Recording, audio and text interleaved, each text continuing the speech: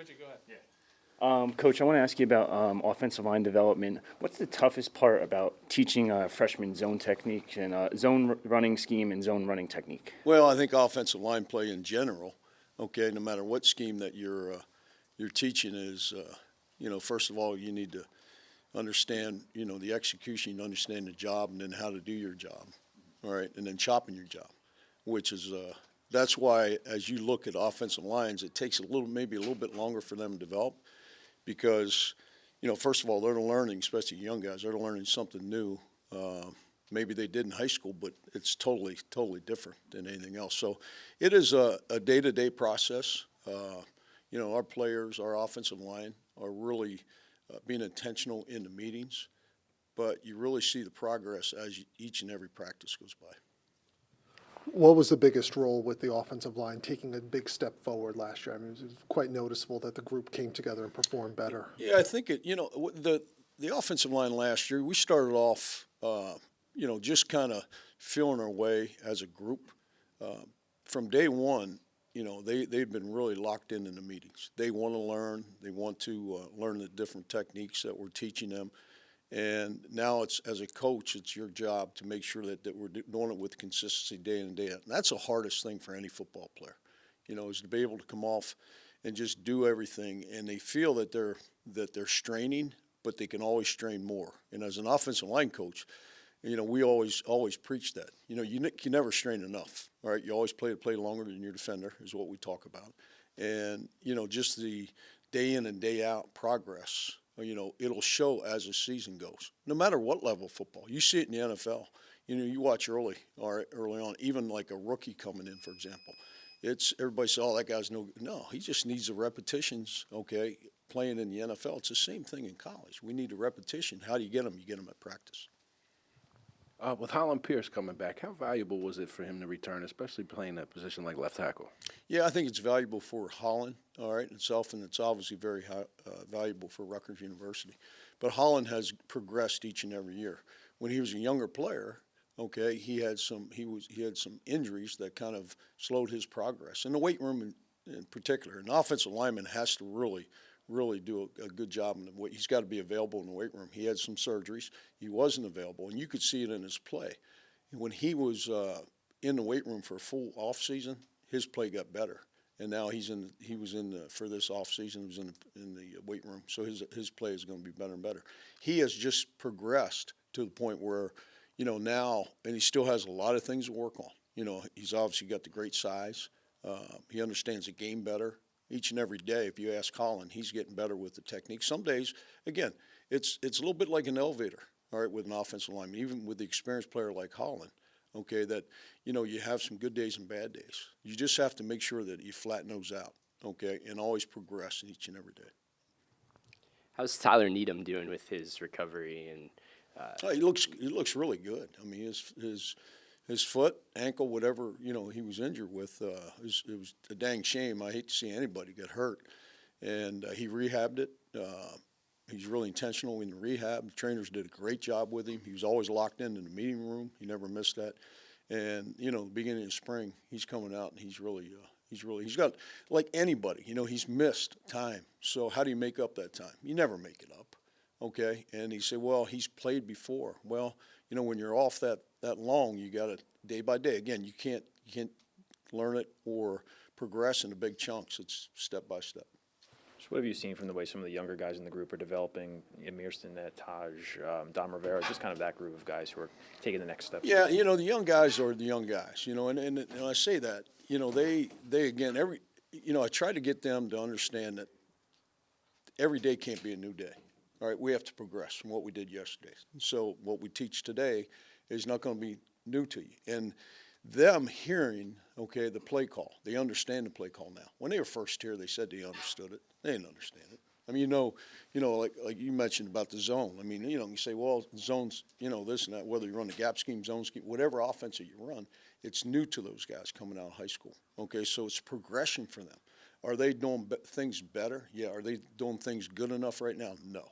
But that's offensive line play. And those guys, the young guys, are good prospects, really good prospects. Okay, it's my job to make sure they get ready to play. Now, when if you ask some players, all right, I mean, they just, if they just got here last year, they'd like about 2 or 3 years to get settled in. Well, today's football now in college, you got to be ready to go.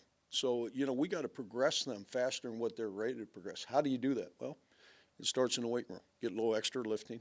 It starts in the meeting room, all right. I have Alex Officer help me, PJ Barr, and Danny Dalton. I have a lot of guys help me. So they meet extra with the young guys so they can get them mentally. Because you have to be clear-minded and understand exactly what to do, all right, before you're going to come off the ball with any kind of speed off the ball. I guess last year you used a lot of different guys early on, rotating, playing time, trying to figure out position, who's best at what position, kind of use competition, I guess, to fuel progression. How do you see that playing out this year? Great question. I don't know. I really don't. And I'm not saying it in a sense, as an offensive line coach, I literally go day by day. All right. And you guys look at me and say, wait a minute, you coach a lot of years. Yeah, I did. All right. I never had a beard like yours, but my hair was your color. All right. Things like that. But it's a day by day, progression for us. And that's where, you have a little bit of ups and downs offensive line because the defense, okay, all right, they're going to challenge us, and we have a good defense, and that's great because any offense I've ever been in, any offensive line group I've ever been around, we've always been challenged by the defensive line, and that's what we have here at Rutgers. We have a good defensive line, we have a good defense, good coaches, so we're going to be challenged, all right. So some days aren't going to be good as some. Next day should be better. Again, as you evaluate it as a coach, all right, you want to get better each and every day. Reggie Sutton a tackle last year. He played guard earlier before the injury. Yeah. Is he a guy that can still move around, or is he just kind of fixed it? Reggie is a veteran, right? Okay, and I call him the Bruce Smith of the offensive line. He was Bruce Smith, a guy that's played forever, and he had some snaps off and things like that. And Reggie doesn't miss a beat when he takes some snaps off, all right, and doing that. But I don't question at all he could go in and play guard. Right now, he gives us a great opportunity to be a right tackle for us. Time for 2 more. Since we don't get too many opportunities to talk with you, how's the last year been since you've arrived, acclimating and kind of coming back to the college system, recruiting and dealing with the young people again? And how have things changed since you were here last time? You didn't sound very disappointed when you said we don't get a chance to talk to you. I love talking to the media, always. No. One more time. All right. How have things changed since you've been here and your acclimation from the league to being at the That's a great question. I never, I didn't think it was something I had to get used to. I mean, I coached college football 20 couple years. I coach in the NFL 20. And someday when I'm finished, which isn't going to be today. All right, maybe if you ask some of the offensive linemen, they wish today was my last day. All right, after we practice, but I feel good. I really am challenged every day to come in. I enjoy the group I'm working with. I love coaching them in the classroom, teaching them. I love coaching them on the field. I really do. I coach these guys like any group I ever coached in my career. NFL, college, football is football from that standpoint.